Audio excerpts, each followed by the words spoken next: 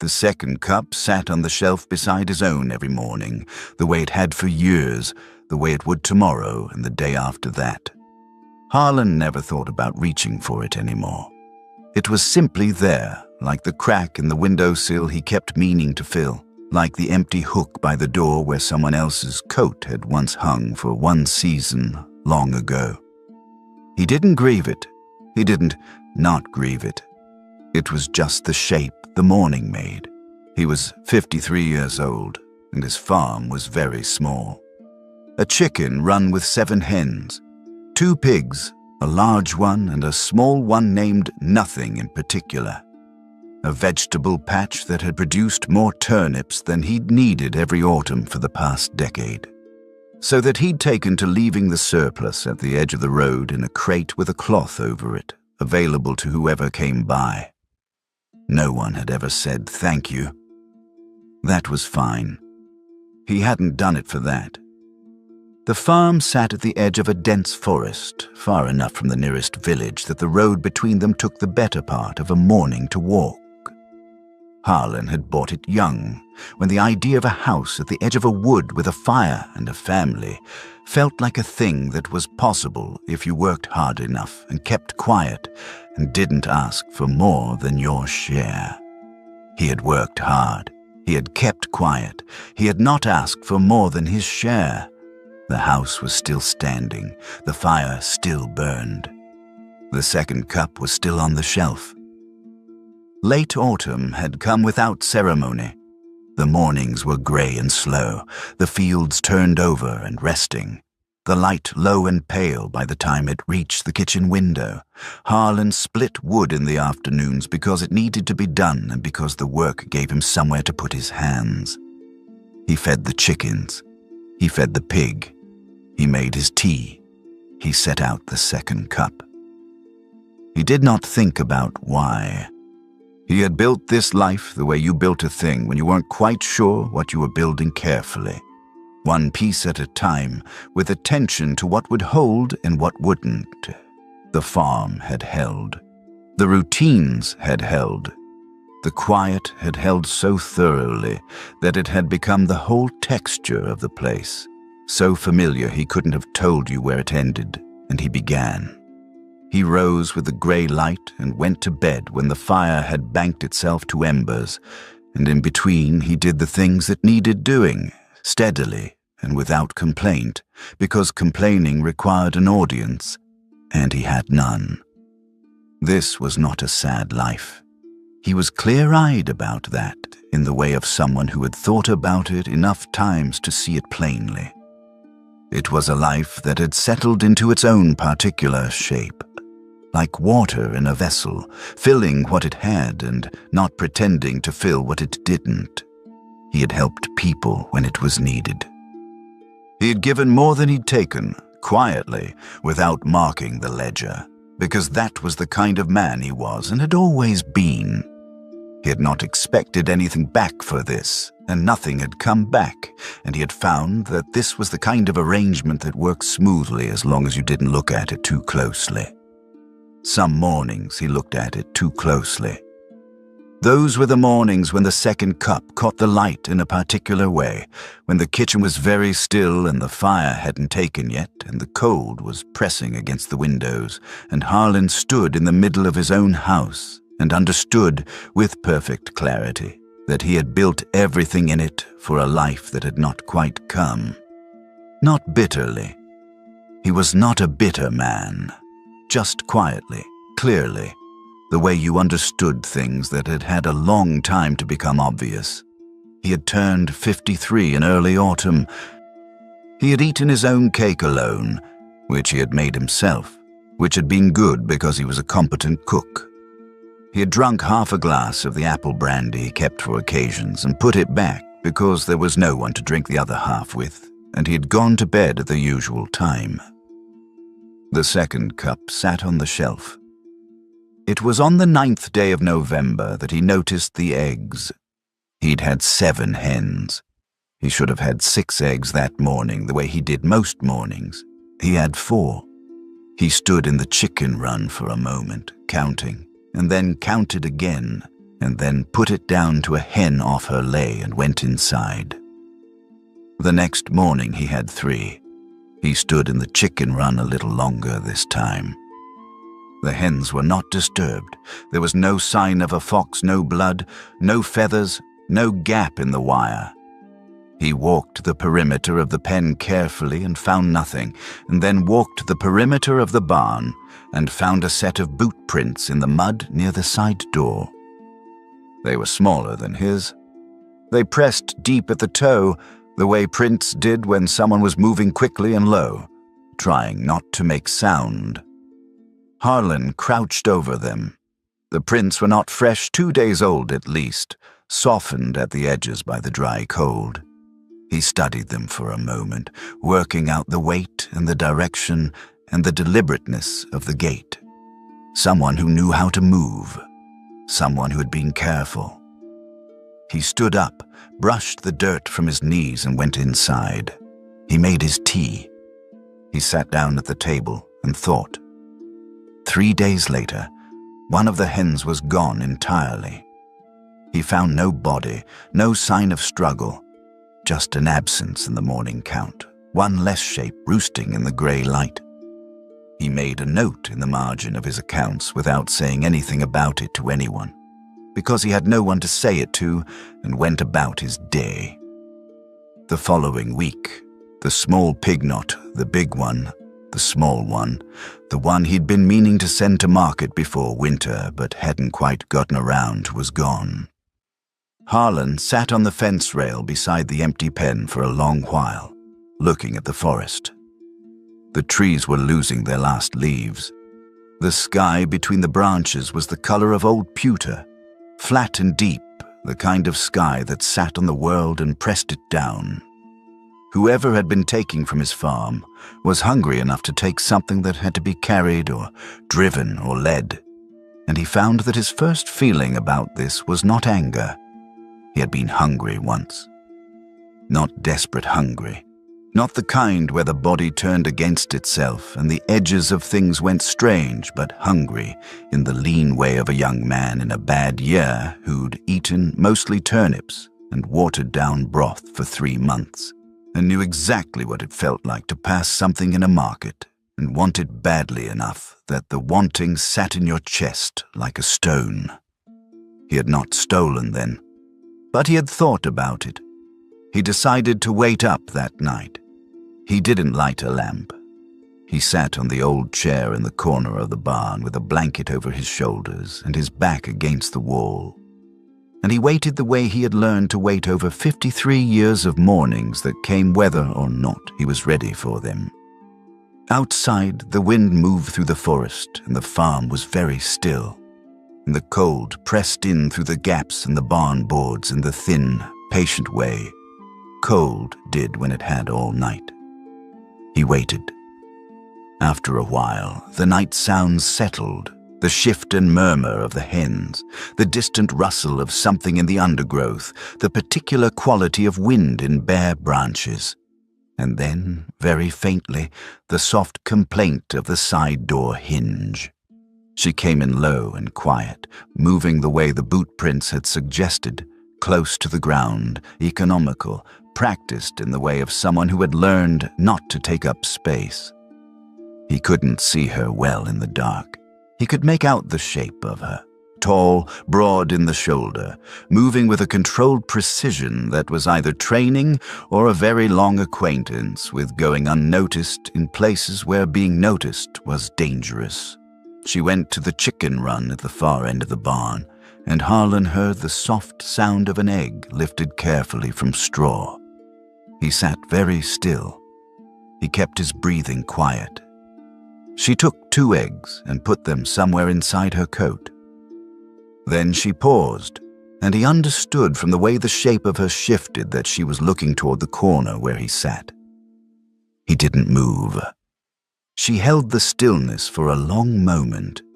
He could almost feel her reading the space, testing it the way animals tested air, for information rather than comfort.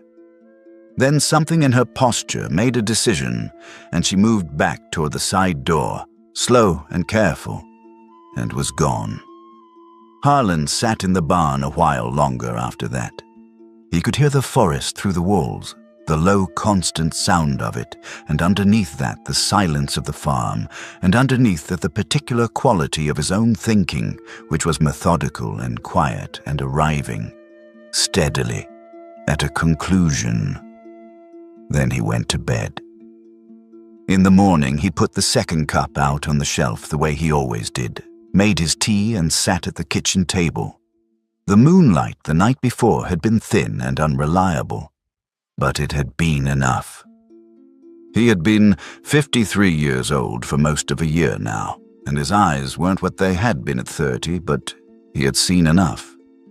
Green, grey skin, tusks, slight but distinct, the lower jaw set in the particular way of orcish bone structure. A young woman, he would guess not yet 30, though it was hard to say in poor light. Moving like someone being hunted, or who had been hunted long enough that she couldn't stop moving that way anymore. He thought about the weight of her footsteps, how heavy they had been even when she was trying to be light. He thought about the size of the things she'd taken, not valuables, not anything that suggested greed or carelessness. Eggs, one hen, one small pig. The things you took when you were very hungry and had nothing, and when feeding yourself was not entirely the point. He went to the shelf and took down a basket. He lined it with cloth. He put in half a loaf of bread, the jar of apple jam that was nearly full, 6 eggs carefully wrapped in straw. He looked at the basket for a moment, then added a second half loaf because the first wouldn't last, and a small piece of hard cheese, and 2 apples from the crate under the counter, and after some consideration, a folded cloth that could serve as a towel or a bandage, or simply as warmth in the way that cloth did. He tore a scrap of paper from the margin of his accounts book. He thought for a long while about what to write. The pencil rested against his lower lip and the kitchen was very quiet. Finally he wrote, "I saw you last night. Take it if you need it." He did not sign his name. He left the basket in the barn, just inside the side door, with the note folded and set on top. Then he went back inside and went to bed early and lay awake listening to the wind move through the trees at the edge of the property, thinking about nothing in particular and everything at once, the way you did when you were old and quiet and had very little to distract you from the thoughts that came in the dark. He slept, eventually. In the morning, he went to the barn. She was there. She had found the basket. It was empty, tipped on its side, the cloth spilled out across the hay. She had eaten everything, apparently, right there, because there were no tracks leading away from the barn and the note was still there. Folded and then folded again in the way you folded something when you'd read it more than once. She was asleep in the corner, half buried in hay, one hand still curled near the upended basket as though she'd fallen asleep, reaching for something that was no longer there. She was bigger than he'd guessed in the dark. Broad through the shoulders and long in the limb, built for endurance rather than speed, though she had moved quickly enough when she needed to. Her coat was old and patched, good work, but long past good condition. Someone had put care into it once, and someone else had kept that care going in increasingly desperate materials. Her boots had been repaired more than once. She had a knife on her belt, and her hand, in sleep, had not drifted far from it. She was thin in the way that took a while to see on a body built that way, not visible the way it would be on a human woman, but present in the hollows at the temples, in the tightness along the jaw, in the particular quality of her stillness that was not quite rest. It was the stillness of someone whose body had stopped spending energy it didn't have, but whose mind hadn't quite gotten the message. Harlan stood in the doorway for a long moment.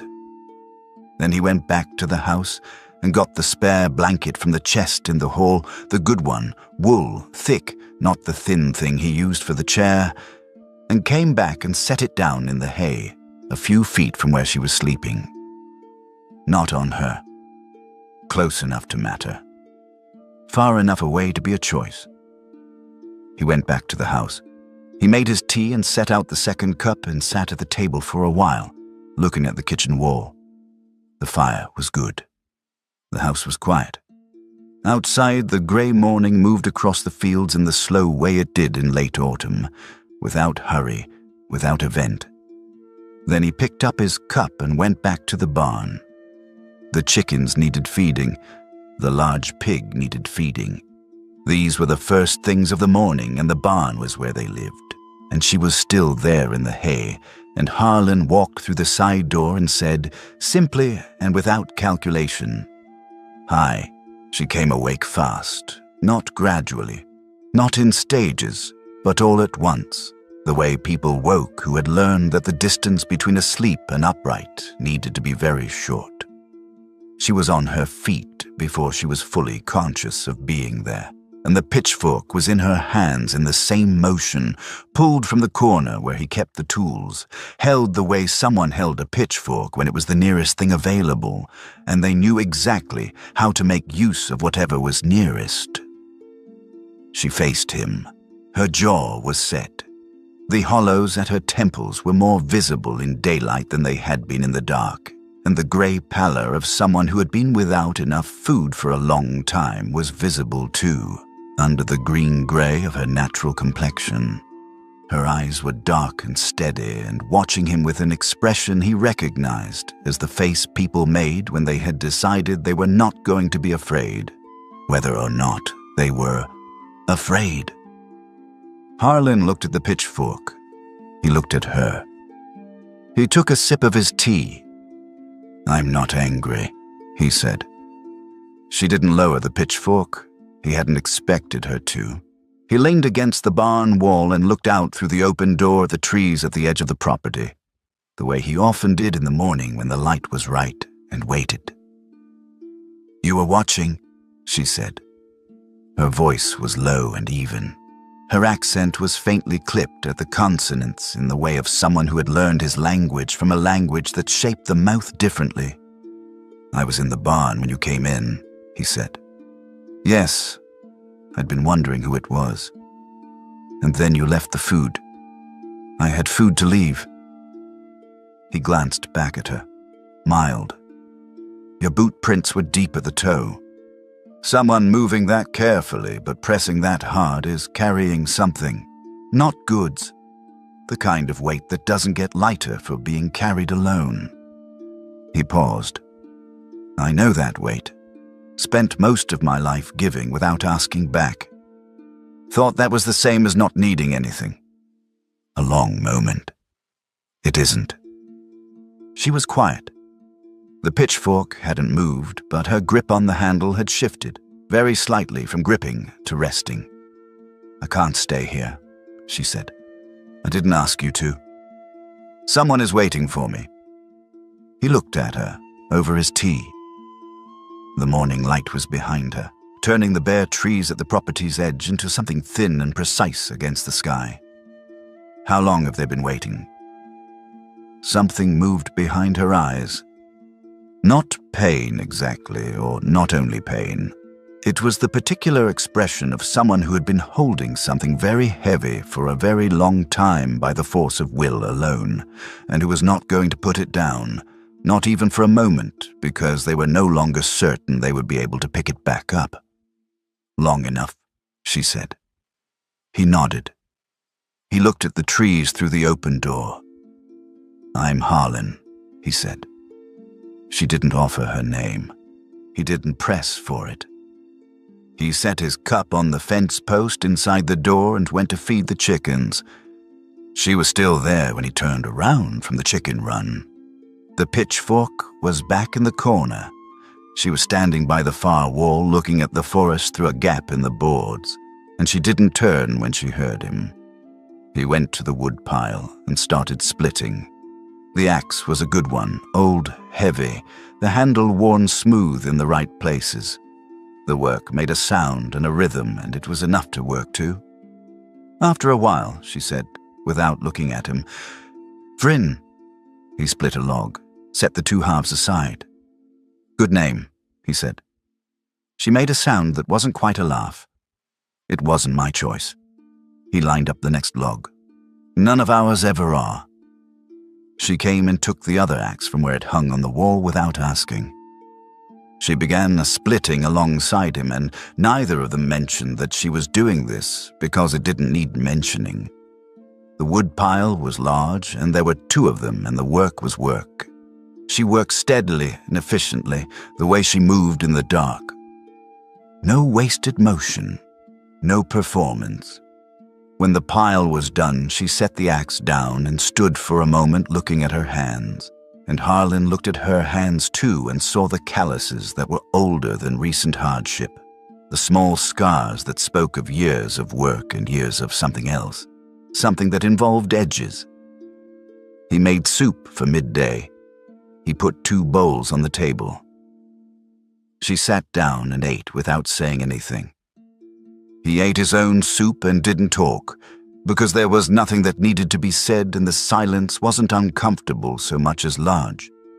The kind of silence that existed between two people who were both carrying things and both knew the other was carrying things and had silently agreed not to put them on the table before the soup was done.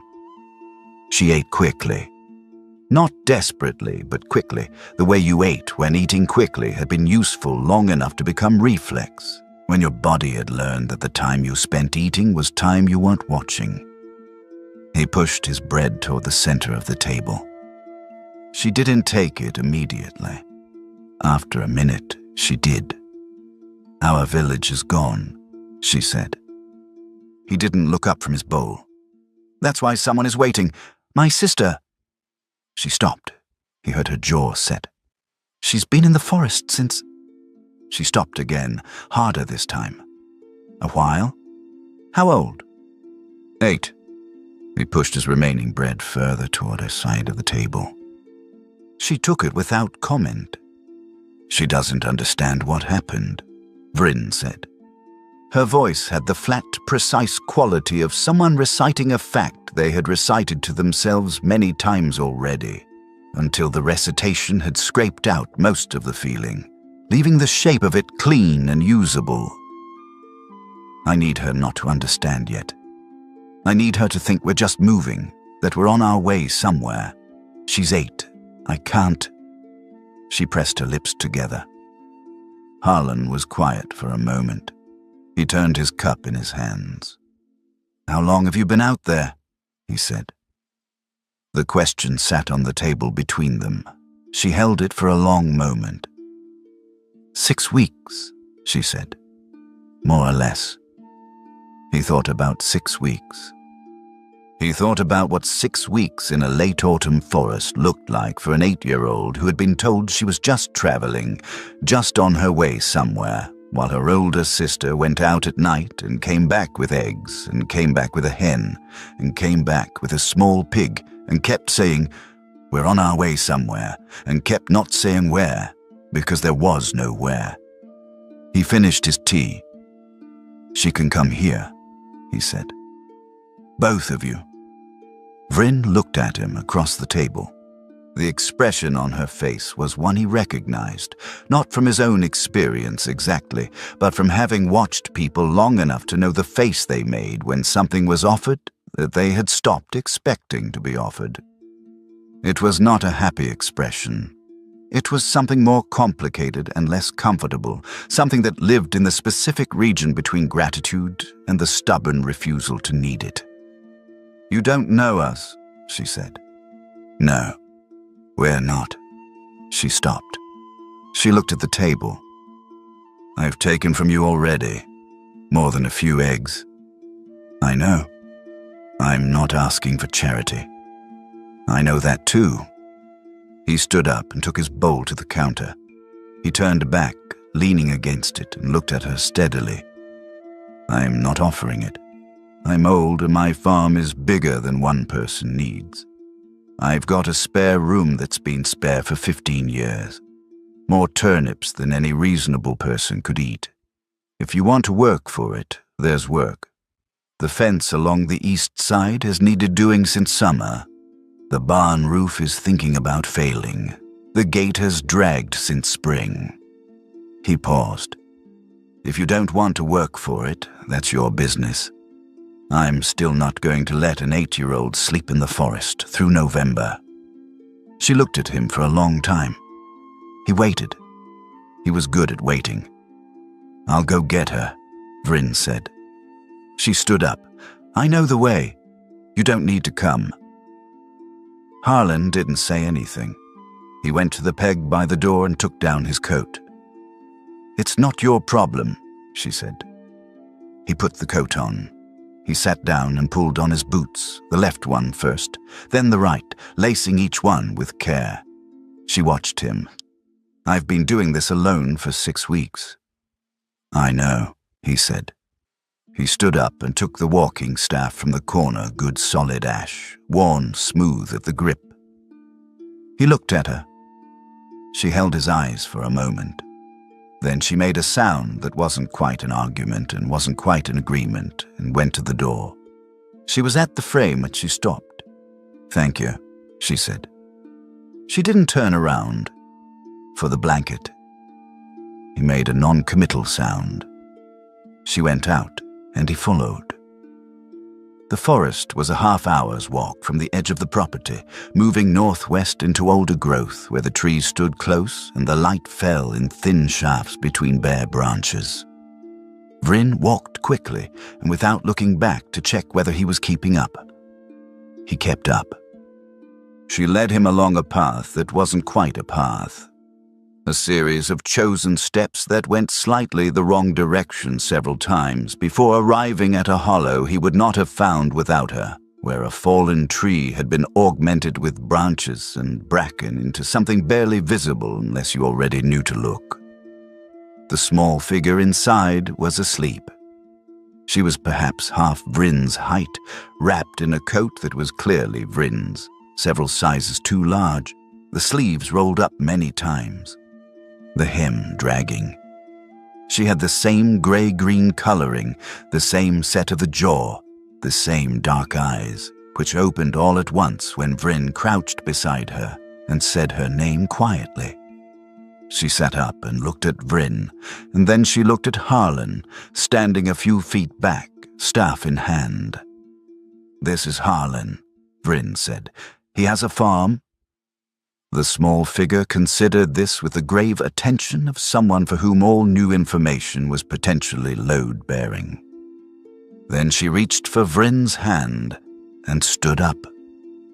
They walked back through the forest in the grey afternoon, the small figure between them, her hand in Vryn's. Vryn held it without looking down at it, without seeming to know she was doing it, the way you held things you had been holding long enough that holding them had become as unconscious as breathing. They came out of the trees into the yard. The small figure stopped and looked at the farm, the chicken run, the pig's pen, the wood stacked neatly along the north wall of the barn with the wide, methodical attention of someone conducting serious inventory. Vryn looked at Harlan. He looked at the small figure beside her. The small figure regarded him with a particular solemnity of someone who was not sure yet what conclusions to draw. Then her gaze moved to the chicken run, then to the pig's pen, then back to Harlan with an expression that suggested she'd made a preliminary assessment and was reserving final judgment. "Does the pig have a name?" she asked. Harlan considered this with appropriate seriousness. "Not yet," he said. "I hadn't gotten around to it." She appeared to think about this, looking at the large pig, who was rooting around with his usual blunt absorption in things that were not above the surface of the mud.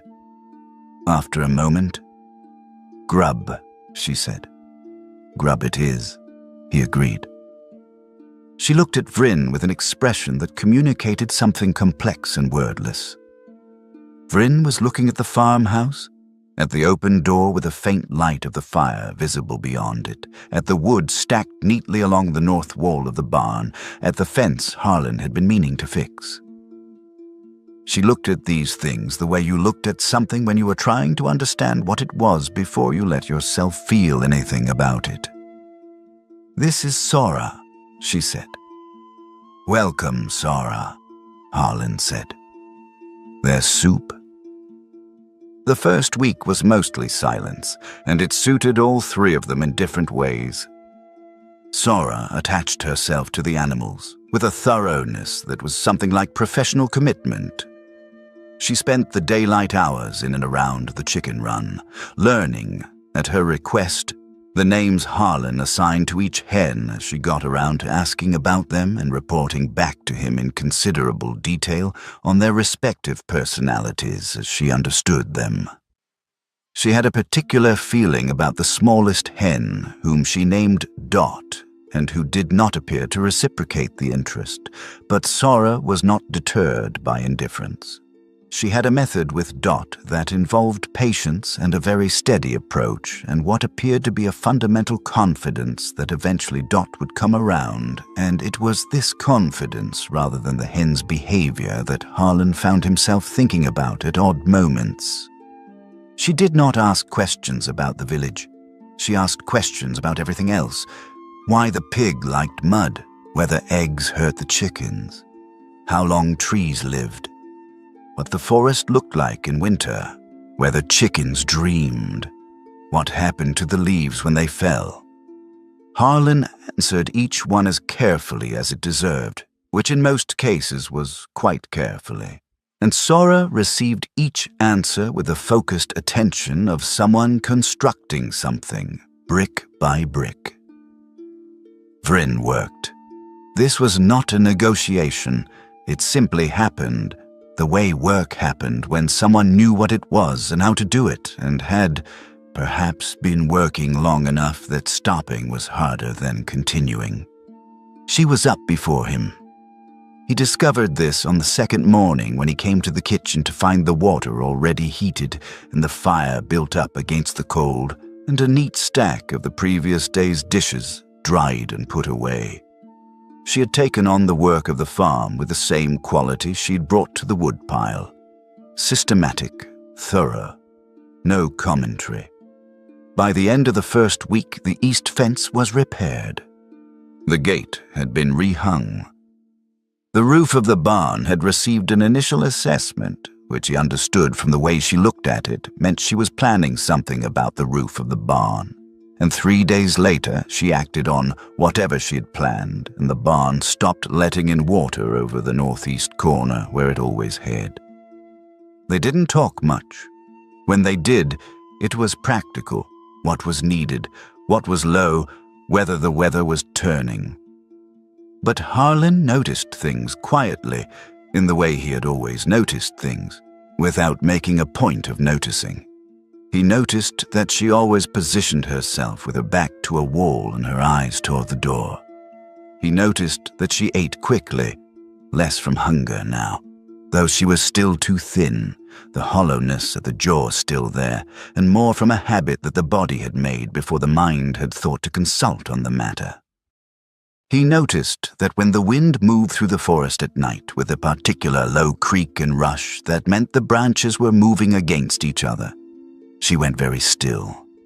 Not afraid, not quite that. More like a compass needle orienting. More like a thing that had learned, through long association, that certain sounds were worth attending to all the way through. He noticed that she had a habit of putting food by, small amounts, quietly. A roll tucked into a coat pocket, a few apples placed at the back of a shelf, a piece of cheese wrapped in cloth and left in the corner of the barn. He said nothing about this. He made sure the larder door was visible and open, and nothing in it was locked. On the 5th day, he noticed that she was eating at the table instead of near the door. He set out the 3rd cup without comment.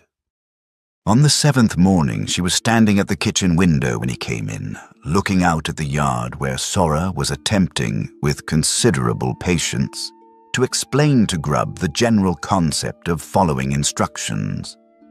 The pig appeared unmoved by the concept.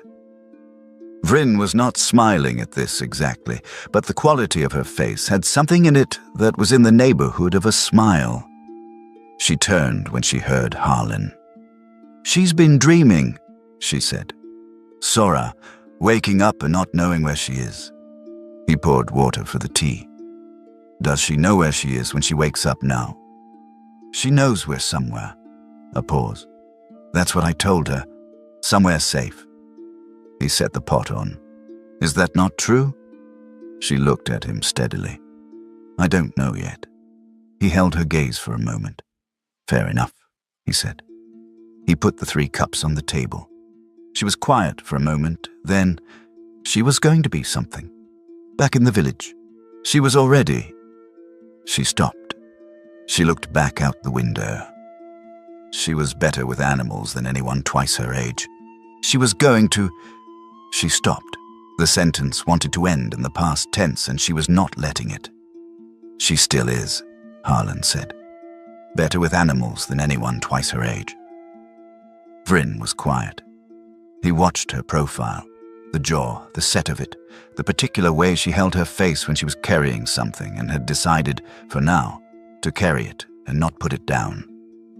"Yes," she said after a moment. "She is." He poured the tea.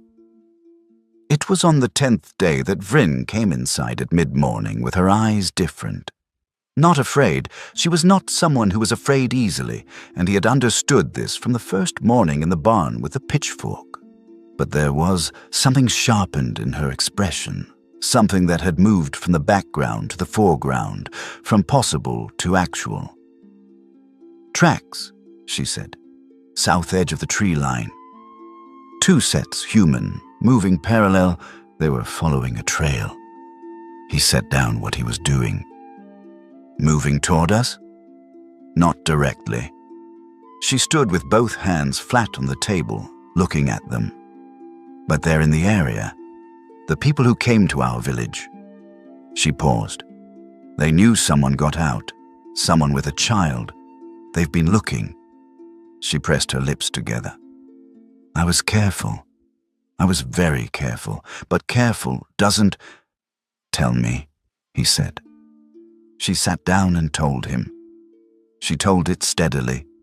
The way you told things you had already told yourself many times in the dark, had held up and turned and examined until the examination was more exhausting than the thing itself. A raiding party, perhaps 8 or 10 of them, working through the region in the weeks before winter, in a pattern that was systematic and paid for, not random. Her village had not been the first. She had known this. She had argued for preparations that had not been made in time, not because no one listened, but because no one believed it would actually happen. Not here, not to them. And she had not been able to make them believe hard enough, fast enough. And when it came quickly, and it was very bad. She had taken Sora and gone into the forest because the forest was the only direction that wasn't already closed. She had been the one people came to. The protector, the planner, the one who stood between her village and things that threatened it, had done this for 17 years, since she was 19 and the previous elder retired, and looked at her and said, "You." Had done it so long, and so completely that it had become, as far as she could tell, most of what she was. She was good at it. She knew she was good at it, and she had not been able to protect this. Harlan listened without interrupting.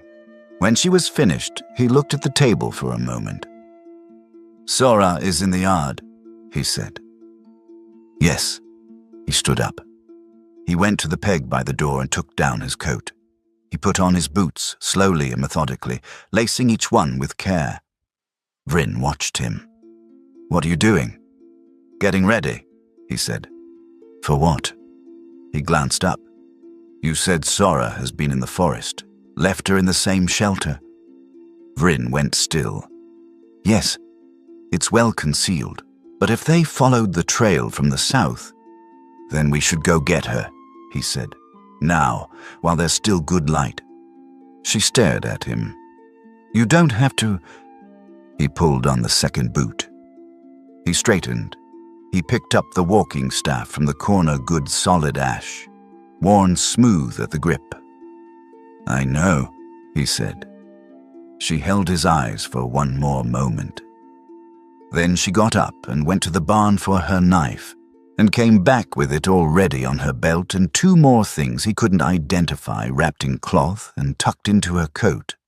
And she went to the yard and told Sora to stay inside with the door barred, and she did not explain why, and Sora, who was 8 and had learned over the last several weeks that when Vryn did not explain, it was not because she had forgotten, did not ask.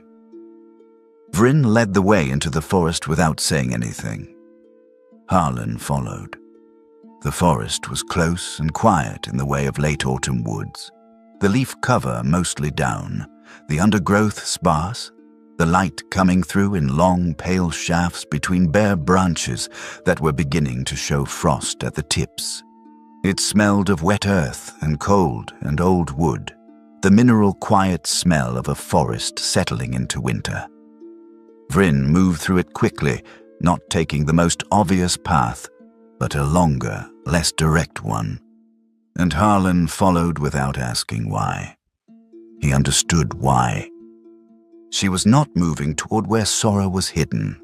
She was moving in a way that made it difficult to be followed to where Sora was hidden.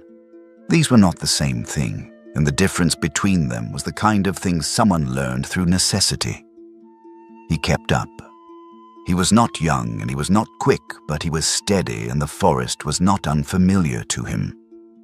He had walked this particular wood for 30 years, knew its sounds and its silences, could feel the difference between the absence of wildlife that meant nothing and the absence of wildlife that meant something. The silence, he noticed, was not quite right.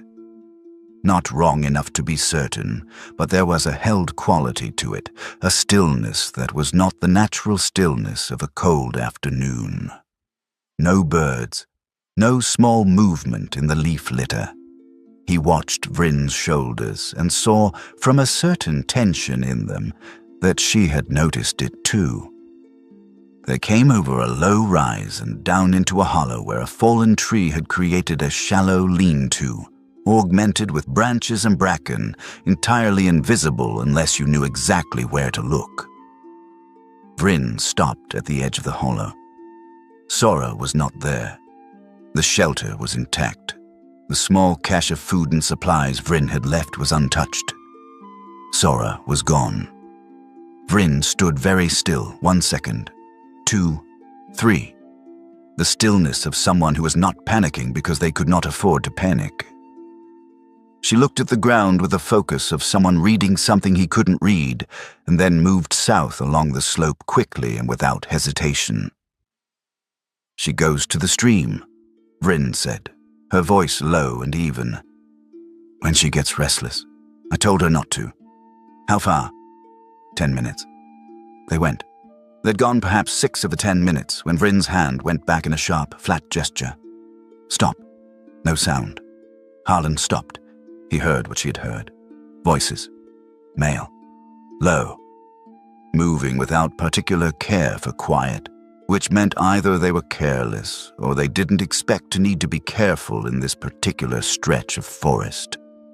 Coming from the east, descending the slope, Harlan heard the soft jingle of metal against leather, equipped, not hunting.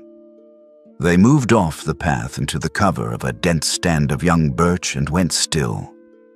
2 of them, moving along the slope from the east with the confident carelessness of people who believe themselves unobserved.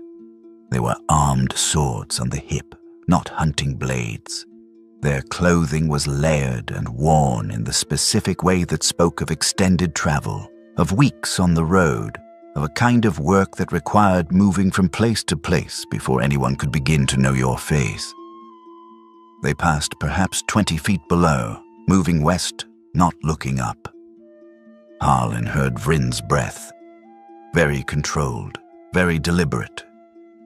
He understood from its quality that she was managing something specific, holding herself to a level of precision that cost her something to maintain. He understood, watching her profile in the thin birch light, who these men were. The voices faded west. Neither of them moved for another full minute, letting the silence rebuild around them and testing the quality of it as it came back. Then Vryn said, barely a sound, "We need to get Sora and go back." "Yes," he agreed. She was already moving. They found Sora at the stream, crouched at the water's edge with her coat pulled up around her ears, watching something on the surface with the fixed, absorbed concentration she brought to most things. She looked up when she heard them come through the trees, and in the fraction of a second before her face composed itself, Harlan saw something he would not quite forget, the look of a burden briefly released. Something held very tightly going loose, just for a moment at the sight of her sister's face. "Come on," Vryn said. She reached out her hand. Sora took it. She didn't ask why. She came. Vryn moved differently on the return. Faster, more direct. Her attention moving in constant small adjustments behind them to the sides, checking the slopes, the quality of the stillness. Her hand was near her knife. Sora was between them, quick and sure-footed, stepping where Vryn stepped, her small boots finding the same ground. At some point, without looking back, she reached behind herself and found Harlan's hand in the grey light and held it, and Harlan held it back, because he was an adult who had read enough of what was happening to understand that this was not a moment to be formal about hands. They came out of the forest into the grey yard with the chickens moving and Grub asleep against the fence post, and Vryn did not stop moving until they were inside, until the door was shut behind them, until the shutters were checked, and the fire was built up and the bolt on the back door was thrown. She stood in the middle of the kitchen for a moment, breathing. Sora went to the window and looked out at the yard with the same methodical attention she brought to everything. "Can I go say goodnight to Dot?" she asked. "In a minute," Vryn said. "Okay." She sat down at the table with the complete acceptance of a child who had learned that in a minute might mean several things, and that certainty, even short-term certainty, was worth waiting for. Harlan put water on for soup. He did not say anything. He did not know what the right thing to say was, and he had learned, over 53 years, that silence was often more accurate than words that were only approximately right. They ate soup. Sora described at some length the water spiders she had been watching at the stream before they arrived, and then described Dot's mood that morning, which had been, she reported, suspicious. She described Grub's evident satisfaction with the spot by the fence post and what she believed this communicated about his general character. She described the way the light had come through the trees at the stream and whether she thought there were fish in it and whether fish slept. And somewhere in the middle of Harlan's answer about whether fish slept, Sora fell asleep on the bench with her head on her folded arms, her mouth slightly open, one hand still curled near the edge of her half-finished soup. Harlan put a blanket over her. He and Vryn sat across from each other in the quiet and the firelight. The house settled around them, the small sounds of beams cooling, of the fire breathing, of the wind moving along the eaves outside with a particular patience of cold things. "They'll move on," he said after a while. "People working a contract they move through. They don't stay. Unless they find what they're looking for. They didn't find anything today." Vryn looked at the fire. Her jaw was set in the way it got when she was thinking through something that had multiple possible outcomes, working the problem the way she worked everything methodically, without comfort all the way to the end. "I can't let her spend the winter out there," she said. "I can't keep telling her we're on our way somewhere when we're not going anywhere." She pressed her thumb along the edge of the table, a small, repeated motion. I don't know how to stop moving. I've been the one. She stopped. The one everyone came to, he said. She looked at him. I was going to say the one who moved everyone else, when it was time to move, when staying became more dangerous than going. Same thing, he said. Different direction. She was quiet. It feels wrong, she said after a moment. Being here. It feels like I'm missing something, like I should be doing more, like the fact that it's quiet means something has slipped past me. Harlan looked at his cup. That doesn't go away quickly, he said. Takes a while. Longer than you'd think. Does it go away? He thought about the second cup on the shelf. He thought about the way the house had felt for 20 years, the precise quality of that particular quiet. Then he thought about how the house felt now, in the evenings, with the fire up and 3 plates on the table, and Sora's voice coming from the back room with questions about chickens. It changes, he said. That's the most honest I can be about it. She held his eyes for a moment. Then she looked back at the fire. You didn't have to come into that forest today, she said. He picked up his cup. The warmth of it moved into his hands, familiar and ordinary, the small, reliable warmth of a thing that was simply itself. I know, he said. She looked at him then directly and completely, the way she did things when she decided to do them, without partial measures. He looked back. The fire moved between them. Sir, I'll take the night watch, she said. We can trade, he offered. She shook her head. I won't sleep anyway. He didn't argue. He said good night and went to his room and lay down and listened to the house settle around him. He heard the fire. He heard the wind. He heard the creak of the floorboard near the kitchen door that meant Vryn was up and moving, checking the windows, checking the shutters, doing the precise small things that let her trust the dark. And then, after a while, the sound of her settling by the fire again. He went to sleep inside that sound more easily than he had gone to sleep inside anything in years. The men did not come to the farm. Vryn went back into the forest 2 days later, early before Sora was up. She came back an hour after sunrise without comment. Whatever she had found, or not found, settled something in the quality of her silence that had been slightly wrong since the afternoon in the birch stand, and she went back to the fence repair without mentioning it. And that was that. What changed after that was very small, and happened gradually, the way most real things happened. Sora stopped keeping her coat on inside the house. Vryn started eating at the same pace as everyone else. She stopped checking the distance to the door. She asked him one quiet evening about the second cup. Not in a prying way, in the way she asked about things she had noticed, with the implicit understanding that he could answer as much or as little as he chose. He looked at the cup for a moment. It was sitting on the shelf the way it always sat. The same shelf, the same position, the same quality of simply being there.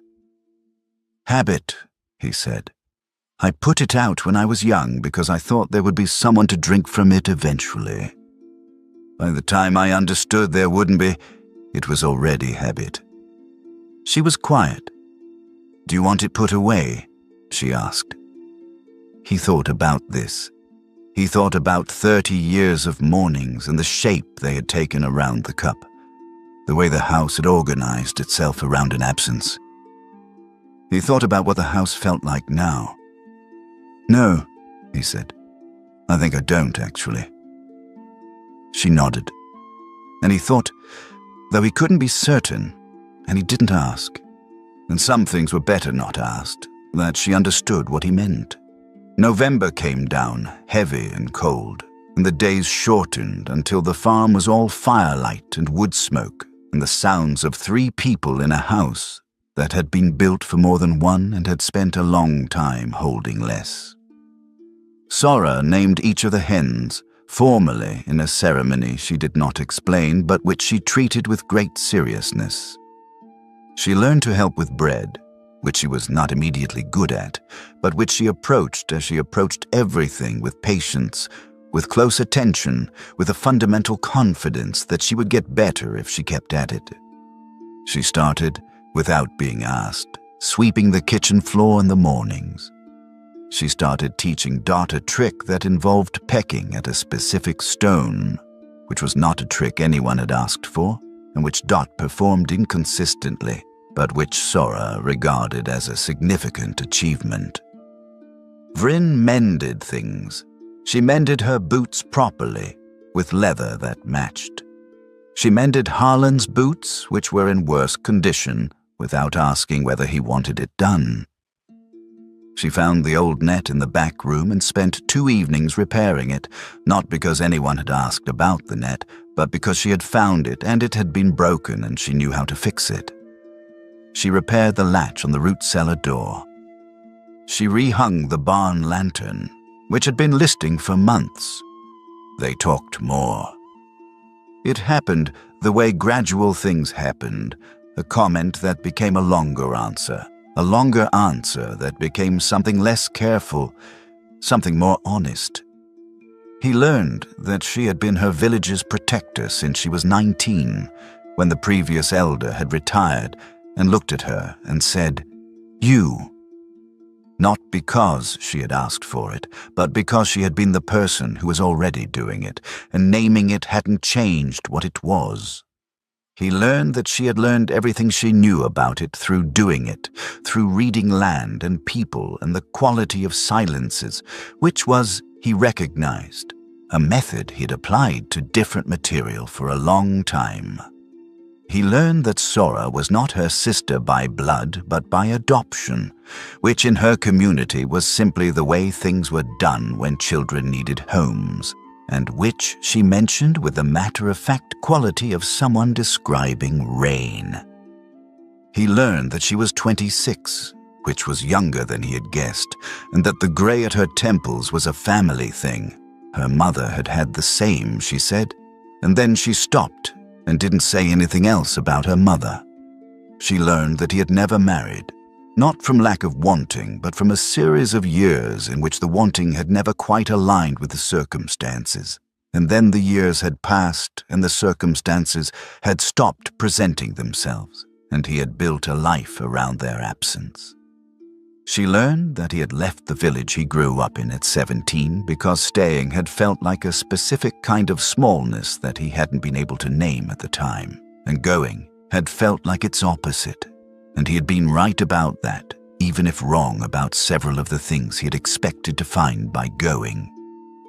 She learned, because she asked, and she asked things directly when she wanted to know them, that he had been lonely for a long time, which he confirmed with the equanimity of someone who had had a long time to get used to the word. "That's not nothing," she said. She was at the window with the mending, the pale winter light coming in over her hands. He was at the table with his accounts. "No," he said. "It isn't. People think quiet means nothing happened." "A lot of people," he agreed. "It isn't nothing," she said again. "Building a life the same way, day after day, keeping something alive. Not many people are willing to keep it something that quietly for that long." He looked up at her. She was looking at her work. "You did the same," he said, "for 17 years. I had people to keep it alive for." "You still do," he said. She was quiet for a moment.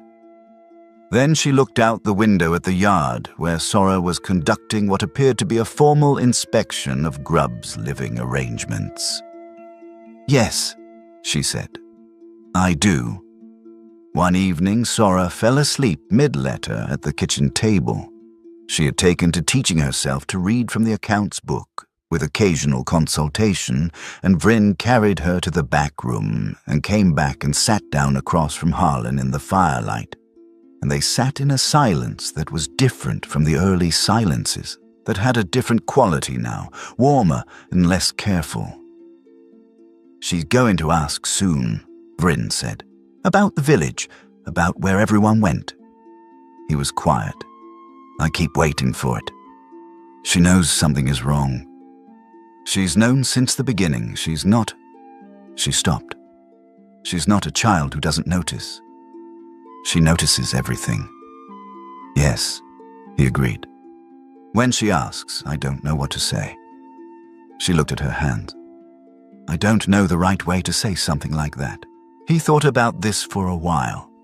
He thought about being young and asking questions and getting careful answers, and then asking more questions and eventually someone telling him the truth, which had been terrible, but which had been less terrible than the alone with not quite knowing that had come before it. "There isn't a right way," he said. "There's only honest. And she's here, so she won't be alone with it when you tell her. That's the part that matters." She looked at him. "She won't be alone with it," she said. "No, neither will I." He held her gaze. "No," he said, "neither will you." She looked at the fire. Her hand was on the table, palm down, and he reached across and put his hand near it. Not on it, just near it, an inch of space between them, present and quiet. The fire moved. December came in on a hard frost that silvered the fields and turned the tree line into something thin and exact against the white sky. The days were very short. Sora had gotten Dot to reliably peck the stone, and she reported this as the significant development it was. She had established a morning routine that included feeding Dot first, separately and specifically, in a way that Dot received with toleration rather than enthusiasm.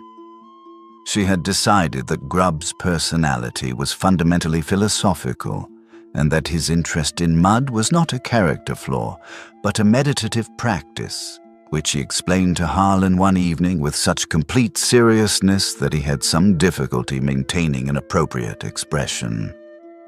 Vryn started sleeping longer.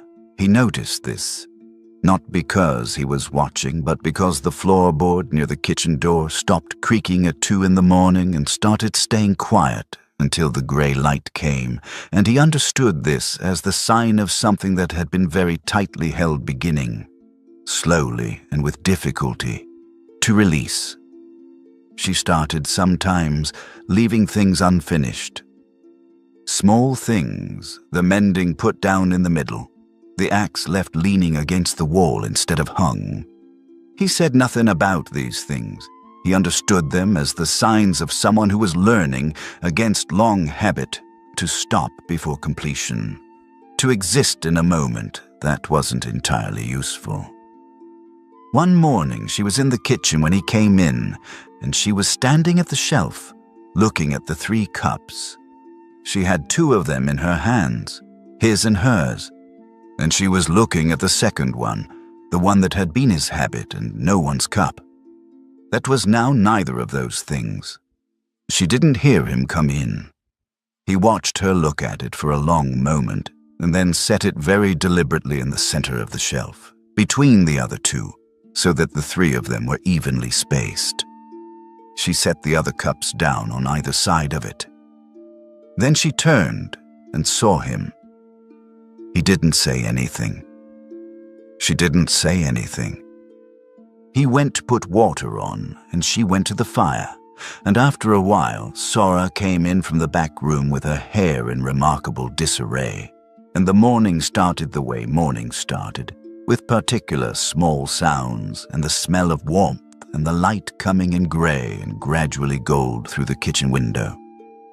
She could have left when the threat passed, when the tracks in the forest went quiet and the forest went back to ordinary silence, and it became clear that the men had moved on, had gone looking somewhere else or found nothing to look for. She could have packed what she had and taken Sora and gone back to the road, gone back to the moving. She had been moving for long enough that it had its own momentum, its own logic. When things were uncertain, you kept moving, and certainty was not something you counted on, and the road at least had the virtue of options. She didn't leave. She kept getting up before the light, She kept mending things. She kept sitting across from him in the evenings when Sora slept, in the quiet that had become, over the weeks, a different kind of quiet. Not the quiet of an empty house, but the quiet of one that was full and resting. One evening she sat down at the table and said, "I'm not going anywhere." She said it the way she said things when they were facts and not discussions, when they were conclusions arrived at through thorough and private process, not offered for debate. He said, "I know." And they both turned back to what they were doing, and the fire moved, and outside the frost pressed itself against the windows in fine white patterns. The morning after that, Sora chased one of the hens across the yard, not Dot, who had progressed to something like tolerant coexistence, but the large red one who had a habit of escaping and who Sora had been tracking since the first week. She chased her with great determination and some technique, and ultimately cornered her against the fence post, at which point she remembered she had not thought through what to do after the cornering, and stood in the yard with her arms out, and the hen looking at her with the profound indifference of a creature who had survived worse. And Harlan watched this from the barn doorway with a quality of amusement that he let stay on his face because there was no reason not to. Vryn was at the fence, mending the south section. She was working steadily in the cold, her breath visible, her movement sure. She didn't look up at the chicken situation. Harlan went to the kitchen and put water on for something hot. He filled 2 cups and brought them out into the cold morning, and went to where she was working and set 1 cup down on the fence post beside her and kept the other for himself. She didn't look up from her work, but she didn't move away from it either. After a moment, she picked it up and held it with both hands and went back to the fence. He stood beside her, drinking his own cup, looking out at the yard where Sora had finally gotten the hen to stand still and was now beginning a process that appeared to be formal introduction. The sky was grey and wide, and the light was cold and clean, the kind of light that made everything very precise and clear and showed the world exactly as it was. No softening, no mercy, just the thing itself, in full. Vryn was beside him, and the warmth of the cup moved into her hands, and the farm was very quiet in the way it was quiet when it was full, and the second cup was on the shelf inside in the center of the 3 where it had always been, waiting. There are stories about grand gestures, about people who save each other the way you save burning things loudly, visibly, at great cost, about someone who arrives at the last moment and changes everything with a single act. This isn't one of those. This is a story about a basket left in a barn, about a note that said, "I saw you, take it if you need it," about a blanket set down close enough to be warmth and far enough away to be a choice, about what it means to offer something without turning the offering into a weight the other person has to carry.